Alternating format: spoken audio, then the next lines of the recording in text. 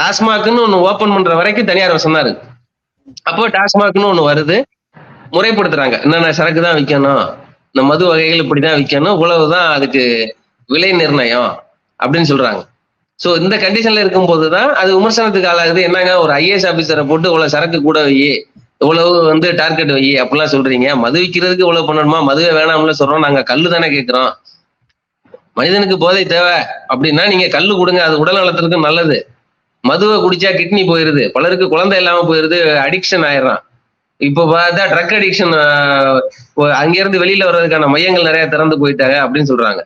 இந்த சூழல்ல இவர் வந்த ஒரு மாற்றம் தருவாருன்னா, நீங்க ரெஸ்டோ பார் ஓபன் பண்ணுங்க அப்படின்னா 140 ரூபா, 150 ரூபா, 180 ரூபா, 200 ரூபாய்க்குள்ள சரக்கு குடிக்கிறவன் எந்த பார்ல போய் குடிப்பான்?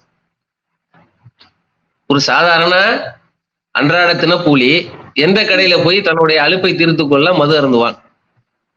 சாதாரணமா ஒரு 2 பேர் ஷேர் பண்ணி சாப்பிடுவோம். ஒரு 180 ml வாங்கி ஒரு 4 பேர் சாப்பிடுவோம். சும்மா பேருக்கு மருந்து, அது மருந்தா பயன்படுத்துறவன், அவனை தப்பா சொல்லக்கூடாது. அப்படிங்கிறவன் எங்க போய் சாப்பிடுவான்?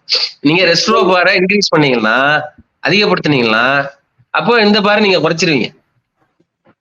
இந்த பார் குறையும் போது ஆட்டோமேட்டிக்கா அப்புறம் திரும்ப நீங்க சொல்றக்கூடிய கள்ளச்சாராயமும், உங்களுக்கு தெரியாது விற்கிதா இல்லையான்னு சொல்லி அந்த கஞ்சாவும், அப்புறம் நீங்க இந்த மாத்திரை ஒண்ணு நசுக்குனீங்கல்ல பிள்ளைக்கு ஜுர மாத்திரை, அந்த மாதிரியான பொருள் அதிகமாயிடும். அதைதான் நீங்க விரும்புறீங்க.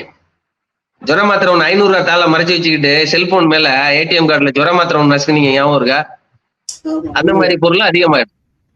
அதெல்லாம் நம்ம பார்க்கணும், எதிர்காலத்தை பார்க்கணும். அதனால இந்த ரெஸ்டோ பாரனுடைய நோக்கம் அங்கதான் போய் நிற்கும்.